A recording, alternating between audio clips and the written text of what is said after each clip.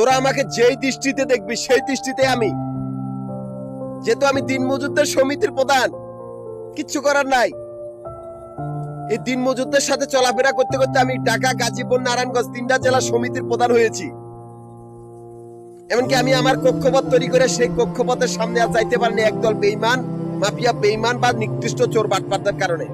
আমার এই কক্ষপথের সামনে আবর্জনা পড়ে আছে, যারা কিনা নিকৃষ্টতম ধর্ম ব্যবসায়ী বা মানুষের আমানত খেয়ানত করে।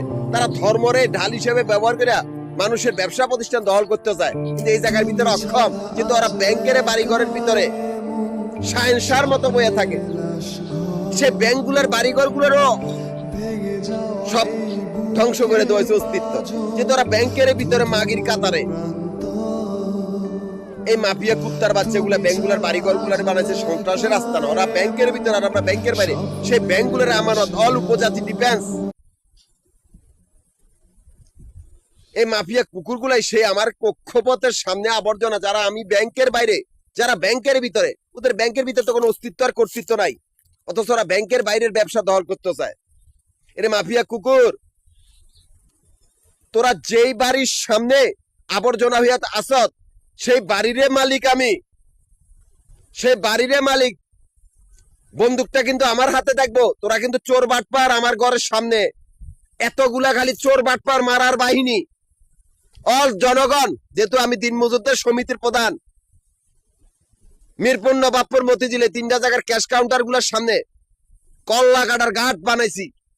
মাফিয়া কুকুর, তোরা যে বাড়ির সামনে আস্তানা করেছিস সেই বাড়িগুলোর সামনে তোদের মনের আশা জীবনও পূরণ হবে না, যেহেতু তোরা ব্যাংকের ভিতরে কুকুরের দল, যারা ব্যাংকের ভিতর থেকে বাইরে মানুষের ব্যবসা প্রতিষ্ঠান দখল করস। আমি ঢাকা, গাজীপুর, নারায়ণগঞ্জ 3টা জেলা সমিতির প্রধান, 3টা জেলা সমিতির অফিস মিরপুর, নবাবপুর, মতিঝিল। এই 3টা জায়গার ভিতর আমাদের আবাসিক বাড়িঘর বা হোটেলের ব্যবসার হিসাব করা হয়। অথচ সেই মাফিয়া কুত্তার দলগুলা, যাদের ব্যাংকের ভিতরে কোনো অস্তিত্ব নাই, সেই কুত্তার বাচ্চাগুলা ব্যাংকের বাইরের ব্যবসা দখল করতে বলে আমাদের ক্যাশ কাউন্টার গুলোর সামনে আস্তানা করেছে। আমারই সমিতির সদস্যগুলারে খুন করিয়া, আমারই সমিতির কাগজপত্র গুলা চুরি করিয়া এমন একটা পরিস্থিতি করছে যাতে আমি সেদিকে না যাই।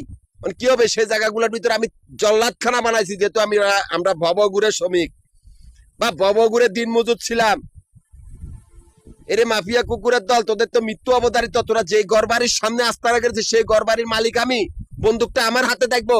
তোরা চোর বাটপার, তোদের দেখলেই গুলি করা হবে, সেই ব্যবস্থাই করেছি। যেহেতু আমরা ব্যাংকের বাইরে, তোরা ব্যাংকের ভিত্তে।